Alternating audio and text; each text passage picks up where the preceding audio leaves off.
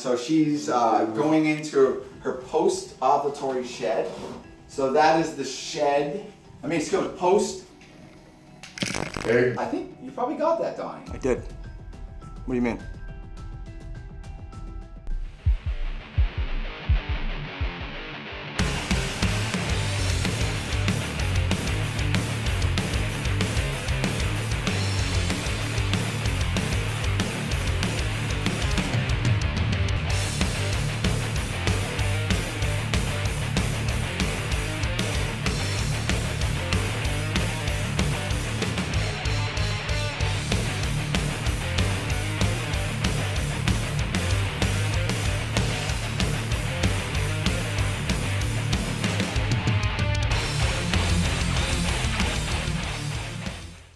What are you doing with your pie today, Kevin? We're gonna look at it because she's stressed out a bit. I don't like this. So she's spinning up some material that causes me not to be happy. What do you think she's spitting up? She's spitting up phlegm. So basically, she has a pseudomonas that's causing her some problems. So it's basically, think of like a cold. So right now the retics are in breed mode, and she's been breeding, and that's a bit of stress on them. And my pieds from my original pieds are kind of high strung. This one's just being defensive. So what it is means that they're unsure of us and they're afraid that we might be up to no good. Piebald reticulated pythons are notorious to be more nervous, more reactive, more likely to pee on you, more likely to try to bite you and stuff like that. So I want to just be aware of that. But then when I get babies out of these, we do some extra handling and work with them, and the babies are really quite good. So we can kind of get it out of them. But our adults, we kind of let them through the window where we could have made them wonderfully sweet as we were raising them, and I got them with a bit of size anyway, so they were full-on brats.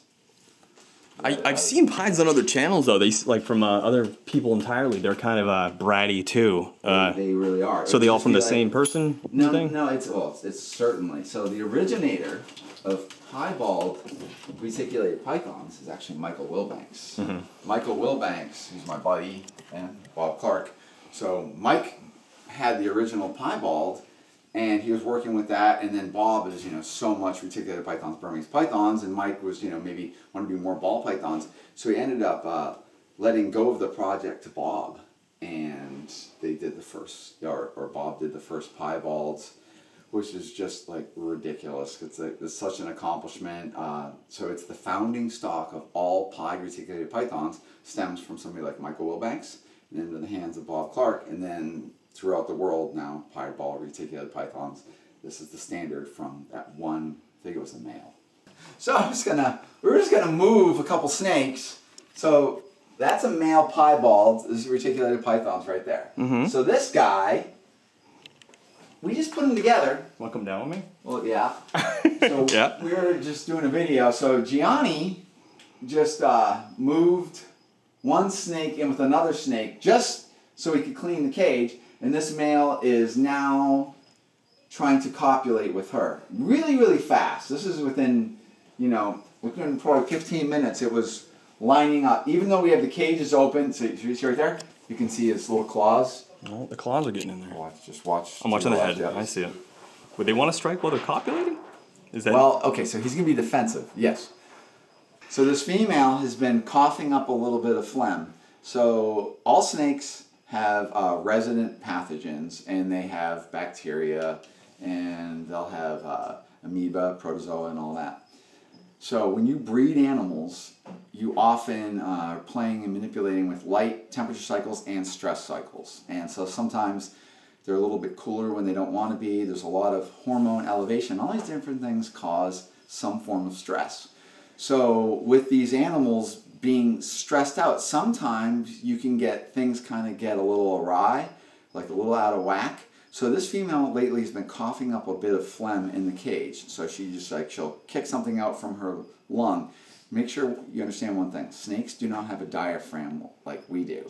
So if they get Pseudomonas, so a bacteria that's residing, let's say, in their body, but also in their lung, and it causes excess mucus or phlegm, the animal, so its lung doesn't just fill with fluid, it needs to cough out the phlegm or this material, and they have this long lung, no diaphragm like we do, where we could project things out of our lungs. We can really hack it up and kick it out. These guys have to do this very rudimentary, just push really hard, and then they try to get that material up out of the lung, and then it has to go down through a small tube, which is essentially their trachea, and then they kick it out through their glottis, and it goes into their mouth, and they'll spit it up in the cage. So basically what that is bacteria that's maybe getting a little bit of the upper hand, and it's causing that animal to feel a little not right. And this can happen with in a reticulated python collection as I'm breeding these animals. And they might do this, and a lot of times it's nothing. They might do it for like a week or two, and then it goes away. As their immune response kicks in, they then get the Pseudomonas under control.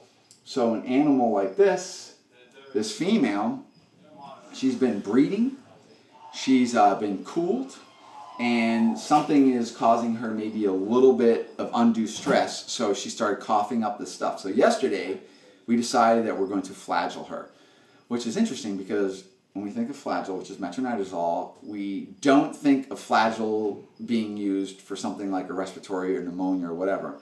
Let's break it all down. Gastrointestinal system of this animal is always rich with things of bacterial nature and also microbes, protozoa, and amoeba, which are normal GI tract, gastrointestinal flora, and we have them too. And we have, the average human can have about 3.5 pounds of microbes in our guts. And these microbes actually define who we are, our moods, our health, and all that. But with these snakes, it's also very important. So as you start stressing these animals out and you put them outside of their normal operating temperature, as we cool them down, we might challenge their immune response. We might cause depression. We might cause hormonal spikes. All these different things affect the well-being of the animal's mindset, and it might cause a little bit of stress. So what could happen is the protozoa and the amoeba get a little bit out of balance, because these guys normally have a balance. So they have protozoa that live in their gut, and the animal's immune response can kind of keep everything in check. Well, if I stress it out and I make it so it's a little bit cooler and its immune response is maybe only 80%, the microbes might get the upper hand. And what the microbes can do in the gastrointestinal system, they can cause these little micro ulcerations of the gut. So, because it is a parasite, all right? And so they can do these little nasty things. And what it does is it might cause that snake a little bit of discomfort, some kind of gastrointestinal problem. And that then translates to suppressing the immune system of that animal and allowing, I'm watching it, a secondary bacterial problem. So now I'm not feeling so good. Now I got this ambient Pseudomonas, which is a normal Pseudomonas that might exist in this snake. And when everything's healthy, I can keep everything in check if I'm the snake.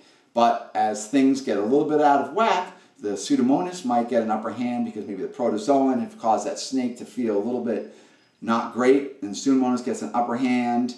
And at that point, we have to basically make sure the immune response of the animal is enough to actually take care of it. So in this case, what I can do is I can add metronidazole, which is flagell.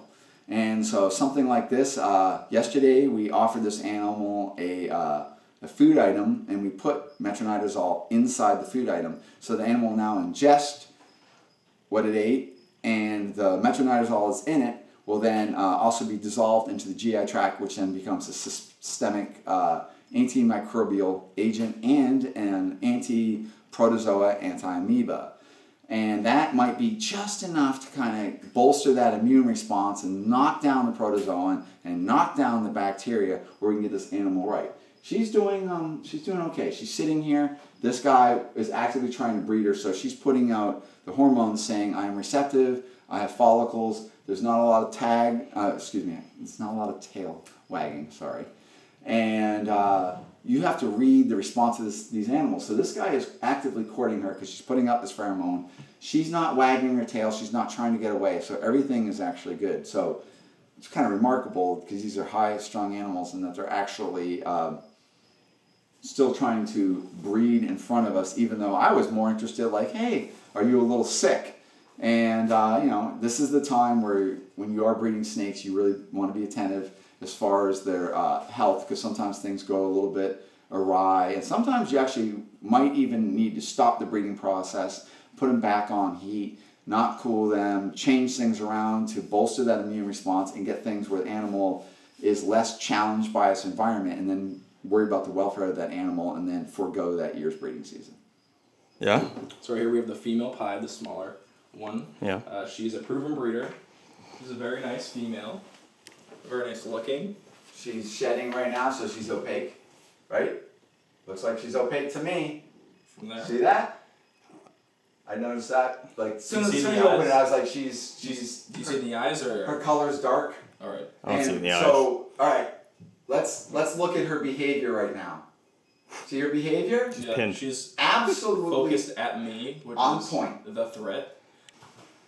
So I don't want to poke and prod her because I do know that this female is a little bit high strung. So I just want to make sure that she knows that I'm there and I'm not going to feed her or hurt her. For some reason, like stated before, pies always think that they're in the worst position ever. So Yeah. I do feel like they have to keep guard or stand guard. That's good, yeah. So she's kind of like losing her cookies. So her brain was overwhelmed by too much of this, so she started doing the gaping with her mouth. That basically is like the last ditch effort saying, I'm scared. But then G didn't act crazy, and he's still very methodical, so he's still, I would say, flowing. He's not panicked, he's not worried. Now we got long tongue flicks, and he's just moving real slow. She doesn't want to bite. She really doesn't. She will only do that because she feels like she's overly threatened. I think it's And like almost overstimulated as well. If they have like too much going in front of them, like right now, obviously she could bite. now look, it's how she not going up to his leg and just biting his leg. She's only doing that as a defensive thing. So one thing that G keeps on doing every time, he doesn't let her set up and face him and just hold her ground. He tries to turn her away and get her moving and just whatever. So like right now, she's starting to zero in on him. So the fact that she's opaque, she's in a reproductive state, so she has hormones going on, and this might make her a little bit more touchy. He's good. He's watching that tongue flick. She's like, has she ovulated? That's a good question. So this snake looks like it's ovulated to me, and so she's going into her post-ovulatory shed. So that is the shed. Post egg there. Oh. That was a good one. Yeah. So it's yeah. I was out of range. I shouldn't have fucking flinched. So this is the shed that is associated after she ovulates. Within about 2 weeks, she goes into a shed, and that's her pre-egg laying shed or her post-ovulatory shed. And that was, I think you probably got that, Donnie. I did. What do you mean? I mean, that thing was right towards the camera and everything. Yeah. Yeah. I We're wish not I worried wish I about did. Gianni, we're just worried about you. Oh, thank you. No, Yeah. Yeah, your beautiful face. I mean, I love those shots. I can't wait to see what happened. That's the thumbnail right So she there. looks like she's already ovulated, for sure. So right here, yeah. G's gonna watch it. Watch her head. Watch it. Hold 1 second. I gotta. So that is. I am very defensive. Don't touch mine. Okay. So what we want to do is want to get her to kind of commit to crawling in the cage. You gonna tickle it, Kevin? Yeah. Little tickles. All right. So she's tickle. She's just holding her ground. This is what snakes do. This is when you want to respect what she's telling you. She really, I just want to get her where she wants to crawl in the cage. There we go. Okay, so almost. Come here. She's going to keep doubling. What's interesting about reticulated pythons will often bring their head right to where their tail is. That's their insecurity. Yeah. I can't see you around the corner. It's really interesting with Jeez. pies, especially. I feel Jesus. like as quickly as you gain trust, you can just as quickly lose it. So Okay, really so have to be she's careful. gravid. So now her eggs will move further down her body, and she'll go into a shed in about 2 weeks. She'll then bask and develop her. Oops, hold on. She's being a brat. Got me a little unsurprised there. You're being a brat. Come here. So we can mark her as gravid. You don't want to obviously do any. Here she goes. She's really being a brat. So her just tolerance of us is less than ever right now because she's she's got these hormones, and whatever these hormones do, they're going to cause her to go quiet, going to cause her to be very maternal, very protective, and we have to kind of respect that. And you need to know your animals and where they're at. So we're just going to write her as pregnant and think about her egg laying in the next month, over a month and a half. Show me your follicles. Okay, so this is an orange glow combo. So I'm just saying hi to her for a second. Hi, sweetie. So she has follicles, and she okay. It's right here. Gianni knows. This Gianni, come here, palpate that. Nice and easy. Got nice and slow, right? Bloop. Oh yeah. Bloop, bloop. What size would you say those are? What would you compare that to? Not yet a golf ball. Right. Okay. That's very good. He's right on the money. So this animal, what G's doing right there, he's palpating developing ovum. So that means that we've manipulated the parameters of this animal's environment to signal that this is breeding time right now, and that everything is good enough where she can become reproductive and commit her physical, status to actually being healthy enough where she has enough fat reserves and all this where she can actually commit to reproduction and creating eggs, because it is a challenge on any snake. So if her weight wasn't correct, so if she was too skinny or too fat, all those things are going to have a big weight and a big effect on the reproductive effort. So if the animal's too skinny, what happens is they go through a period of time where they don't want to eat. So they have a hormone spike, and the hormone spike often causes the animals to not be inclined to eat.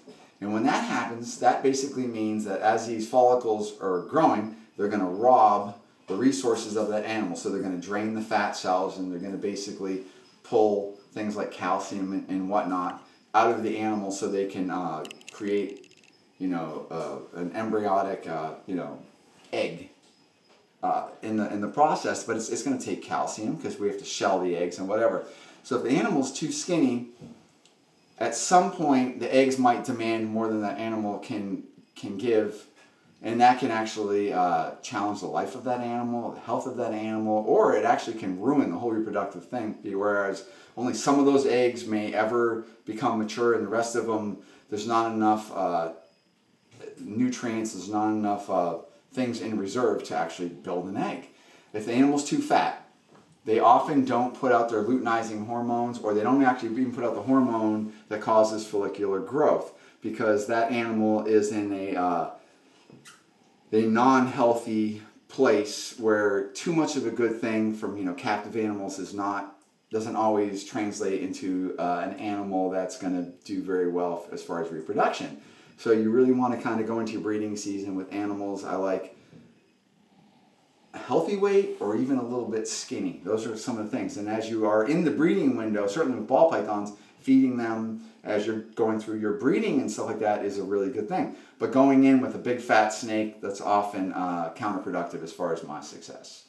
In the wild, they look skinny to the public, but Don't they? we know that that's like a healthy, lean body type. Yeah. So you hear that? I'm listening to everything. So G's talking about, if we actually looked what a wild retic would look like that come through the skinners, because that's generally most all the retics that are ever caught are to be used as a product, skinning. And they look lean. They look lean, they look skinny to us, but that's actually much more of what a wild body weight would actually look like, and that would be, you know, healthy. But in captivity, these animals have to do far less to actually succeed and get their food items, and they don't have to burn a lot of energy, and they're in many ways what we consider, you know, a comfort or a lap of luxury. And some of these things where the food's being offered to them, they don't have to worry about parasites, they get the proper temperatures, and they get a lot of different stuff. The only thing they don't get is they don't get to have the big giant wild environment where they could be caught and skinned or whatever. They're living in these smaller cages, and you know, but that's a completely different kind of story. But we're basically very interested in the mental state of these animals and the well-being, the physical well-being, and the mental climate that these guys have. So if these weren't being kept in the utmost of care, they wouldn't want to breed, right? Well, a lot of times, so if you actually take an animal and you stress it out, or if you don't give it to the right different things, a lot of times that will affect the interest of that animal in breeding at all. It doesn't want to breed. It's not comfortable. It's mentally challenged, where it's always stressed. It doesn't want to go into that. It doesn't start elevating its hormones, so you don't get that. So a lot of times, a really good indicator that the well-being of that animal in the mental state is their interest in breeding and their ability to actually reproduce and actually have the next successive generation, lay eggs, have babies, have dead babies, whatever it is, but that they actually commit to the whole breeding process. That is often a good indicator that the basic needs of that animal are being met, and that animal feels good enough where it actually wants to breed. Do you want to take out this big lav? So that's a lavender albino, tyrosinase negative, albino retic, and let's palpate that. So, yep. I'm going to get the lower half of the body, lower third actually. And you're just letting the head sit in there while you're doing that? Yeah. I can tell him a couple things right now. Keep going. Very good. Okay. He wants to get ahead of that midsection so you know what it feels like. Okay. So the reason why I just have the head in there is because I want her going in, so I don't have to move down. I basically have her do the work, so I can just stay in this spot. Perfect. I notice you're not using your head like Kevin. It's a preference. Okay. Now, what do those feel like? So it kind of feels like grapes one after another. Okay. Or sometimes it could feel something like bigger. Like earlier I said, it's not as big as a golf ball. Sometimes if they're big enough, it can be the size of a golf ball. It also depends on the individual. Like these are dwarf reticulate pythons, or at least they have dwarf blood. So it's not going to be as big as a mainland. Been getting some breeding. So reticulated pythons, unlike some other snakes, they can be very secretive when they breed. Sometimes the copulation can be 15, 20 minutes, and that's it. And sometimes a male may only breed a female one time or a few times and then never display a single bit of interest again. And that female moves forward with her follicles. The follicles mature, she ovulates, she lays a clutch of eggs, and you're like, I never even saw them breed. Reticulated pythons are not, as far as many snakes go, are not the easiest snakes to breed. They take a bit more finesse. There's a lot of things going on, and I think a lot has to do with their intellect. And if they don't have things a certain way, or there's something bothering them, they won't commit to that reproductive thing. We can probably switch over to here for a sec. ADHD intensifies. Somebody needs to medicate this man. You are all over the place. Mid-thought, you're like, I want to go there now. Okay. What do you got in there? So we have, this is this little male. Tell me more about why the hell that small little dinky male's in there. I don't need a big male to breed this female. If anything, I could use a male even smaller than this. And this male is certainly big enough to breed. He can do everything he needs to. And at that point, I don't just need to keep firing a ton of food to him. And like Gianni says, we have a fair bit of dwarf blood or smaller growing bloodlines in our snakes. And if you just don't fire a ton of food at them, you're often getting snakes that are not too huge and that are pretty manageable. This female right here is a golden child, so she's asleep right now. Okay, So watch. yeah. Ready? Yeah. I'm gonna wake her up, right? Oh, cool. Yeah. So what I do, Yeah. Oh. so you want to give them a chance for the brain to kick in. There we go. Hi, baby. Okay. Gianni, you want to take this male? She doesn't want to wake up. She's very Yeah, tired. she's way out. That male's been courting her. So, let's say the snake wanted to eat. So if I'm going from a sleep state to a wake up, and she was like, I'm just so hungry. If I put my hand on her, it might trigger a feeding response. I know the snake well. I can tell that she has some pretty good follicles going on. There's no feed response out of her at all, so she's totally in a reproductive state. So she has hormone. Her hormones are elevated right now, where it's suppressing her appetite. And so instead of her engaging in a large, acquisition of a large meal that she would have in the wild, which what will actually happen is, so feeding is actually very contrary often to reproduction. So if I'm an animal like this, what I'm doing is I'm developing follicles, and the follicles are growing at different rates. You always hear me talk about this. So let's say she has 50 follicles in her.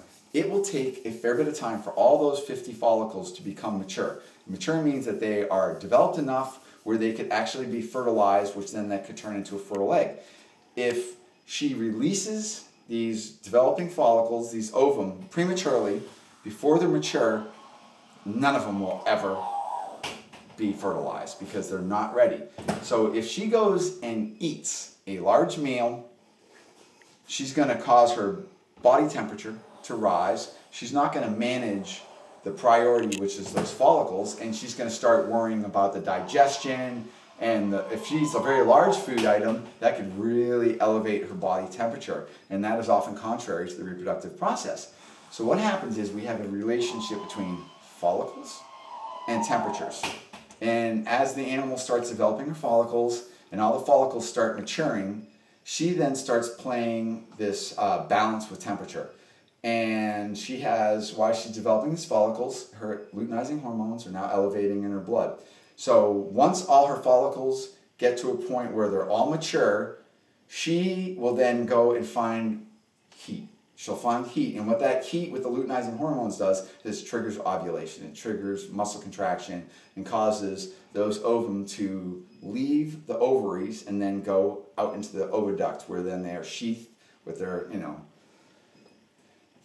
egg shell and their all their vascularization and all the nutrients. But if she were to eat a large meal and her body temperature rises, that could then cause the maturing ovum to prematurely ovulate, and then we could have infertile ovum. There's a very lot going on that I've taught myself over the years about this process, but this process is a very, very touchy time for this animal, and you can make mistakes. So as you're breeding these animals, if you're not managing your temperatures, if I all of a sudden expose her to temperatures that are too warm, I can cause her to prematurely ovulate and get all these bad eggs. If she were to get sick and I decided I'm going to put you on heat and try to manage the Pseudomonas that's causing you to be sick, I could then increase her core temperature and cause the luteinizing hormones to cause, in conjunction with that heat, to cause her to ovulate, and then all the ovum are junk, and she just lays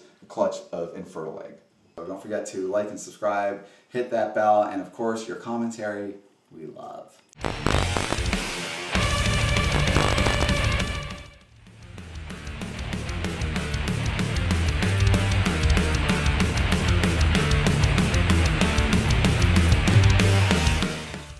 I gotta turn my camera on, dude. You didn't turn your camera.